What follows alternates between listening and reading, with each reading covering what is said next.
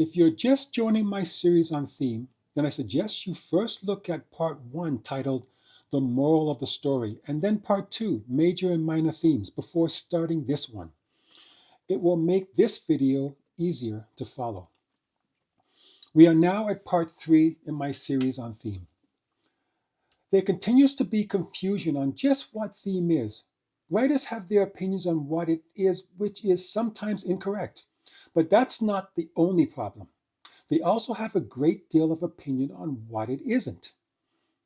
Time for another of my little tales.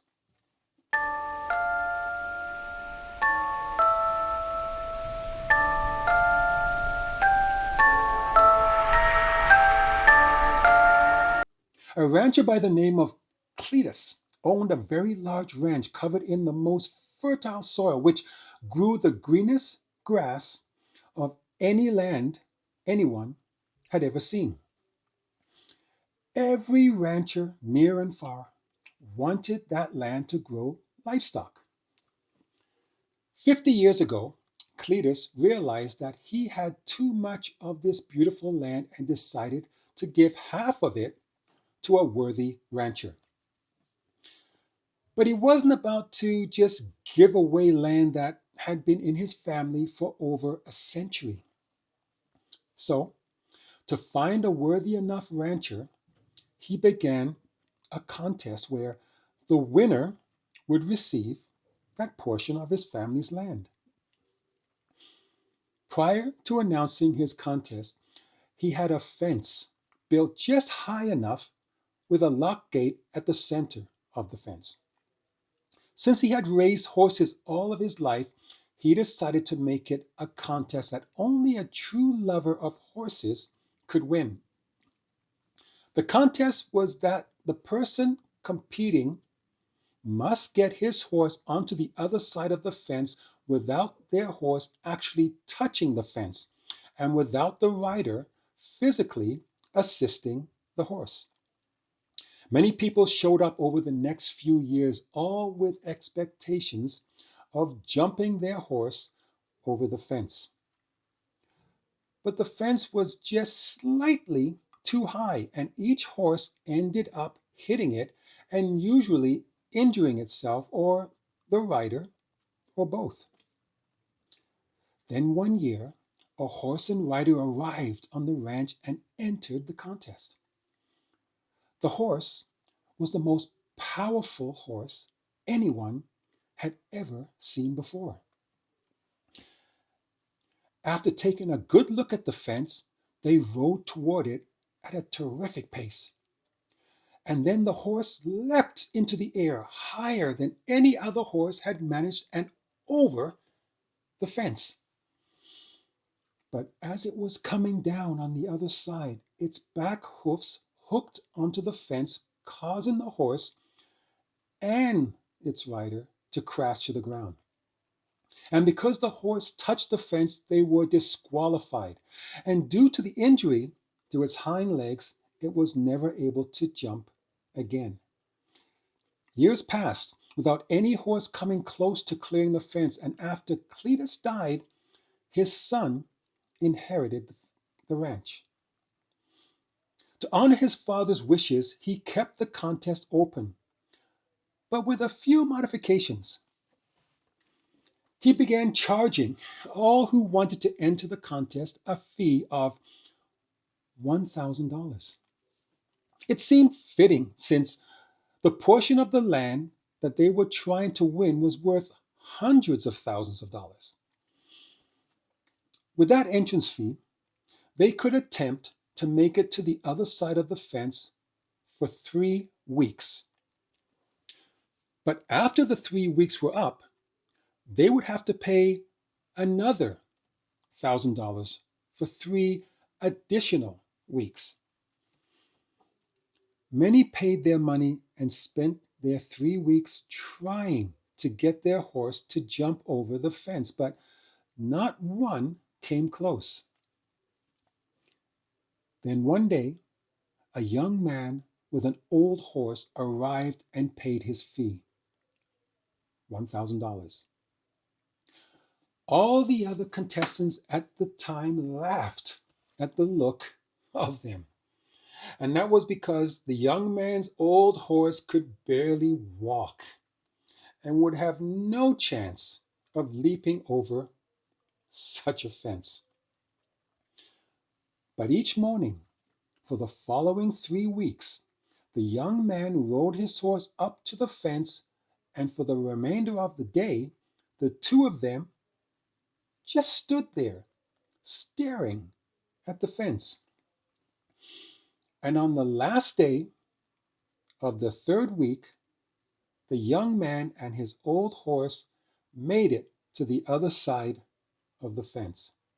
Today, I'll talk about what theme isn't, and then I'll tell you how the young man and his old horse made it to the other side of the fence.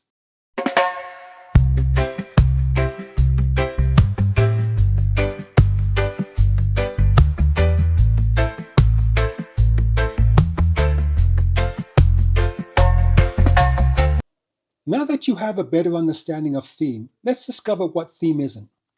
Theme isn't the subject and theme isn't the plot. Let's first analyze the misunderstanding of subject and theme. The textbook answer is subject is a topic which acts as a foundation for a literary work, while theme is an opinion expressed on the subject. Okay, I'll explain what I just said without further confusing you. Remember earlier, I gave examples of theme parties where your childhood's friend invites you to a Spider-Man theme party or a Barbie theme party. In these situations, Spider-Man and Barbie are both the subjects. The theme, however, for Spider-Man might be good versus evil, and each guest might be asked to dress as either a citizen or a villain. And throughout the party, the birthday boy might try to catch as many of his guests that are dressed like a villain in his web to prevent them from stealing from his guests dressed like citizens. This theme would fall under the category of justice. And in the case of the Barbie birthday party, the guests might be asked to bring their Barbie dolls so that they can do a makeover of each other's dolls while discussing what their dream husband will be like. I know that's sexist, but sorry. The theme here would be love and happiness.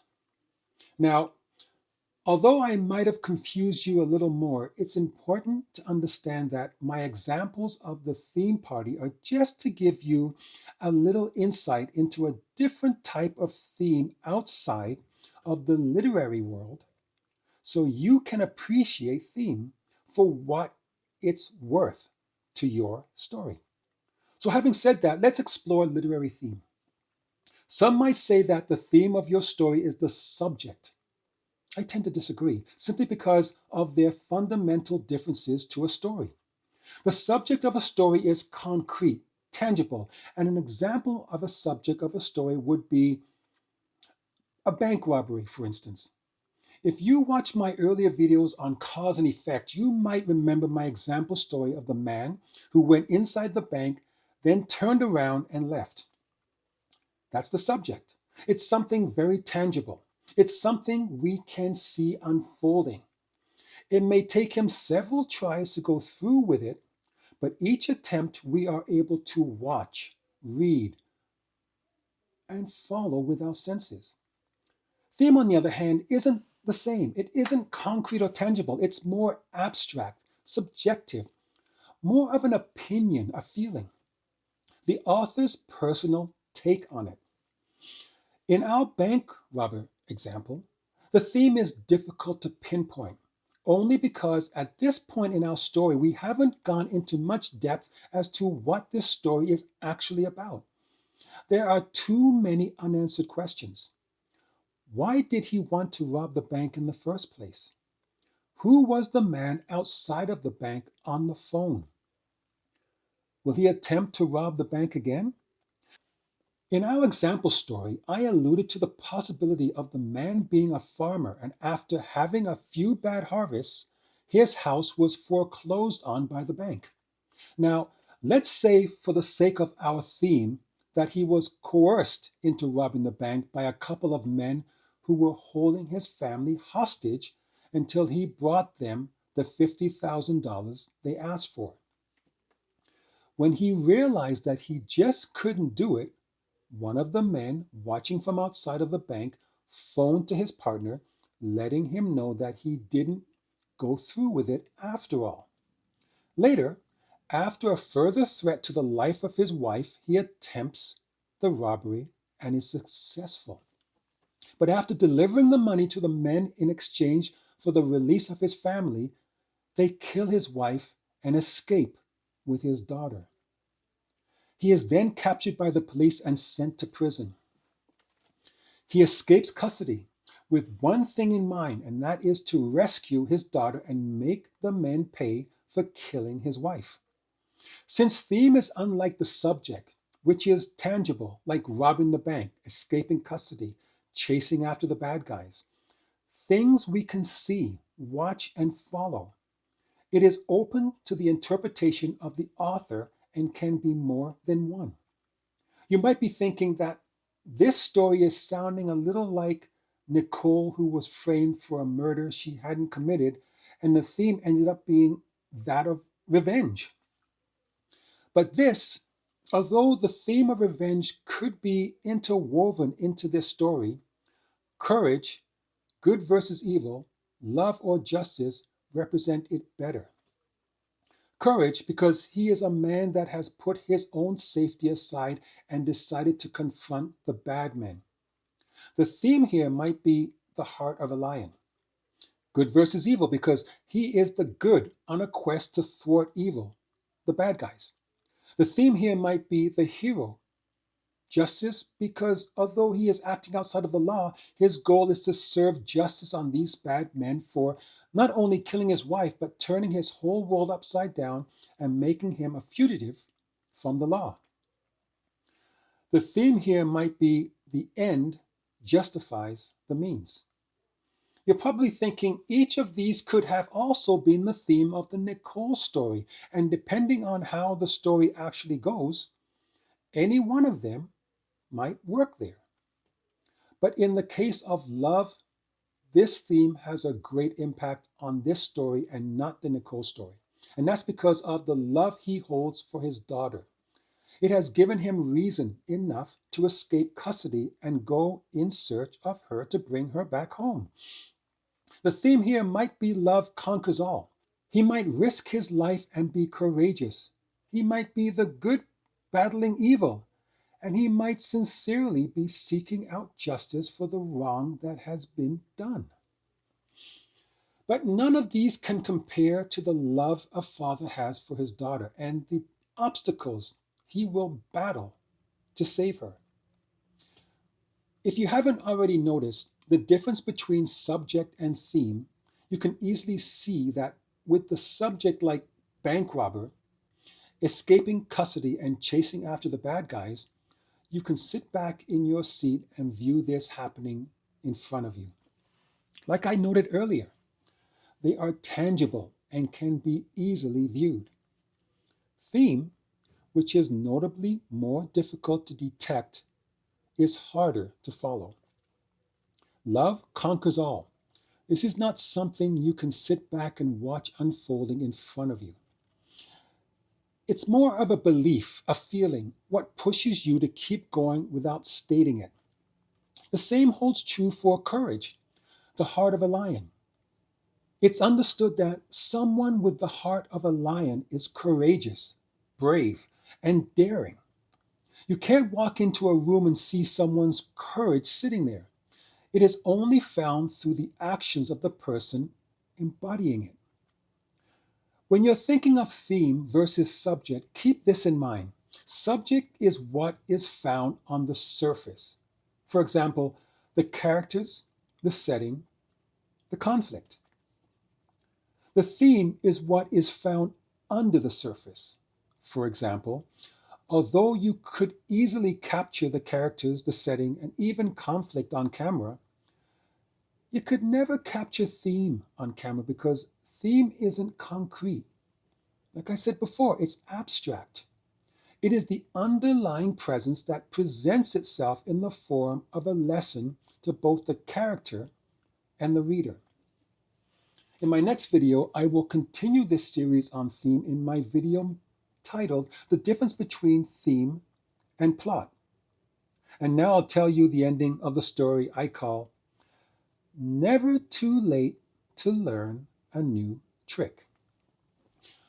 When Cletus's son realized that the young man and his horse had made it to the other side, he rushed over to find out how they accomplished what no other had been able to. And the young man explained how easy it was. He spent the first 2 weeks teaching his horse English. Then he spent the next 2 days, while pointing to the other side of the fence, told his horse that once they were on the other side of that fence, he could graze in that luscious field until the end of his days. And then he spent the last 5 days teaching his horse how to pick the gate's lock. Thanks for watching, and if you found anything that I said beneficial to you in any way, hit that subscribe button because you never know. My next video might just be helpful too.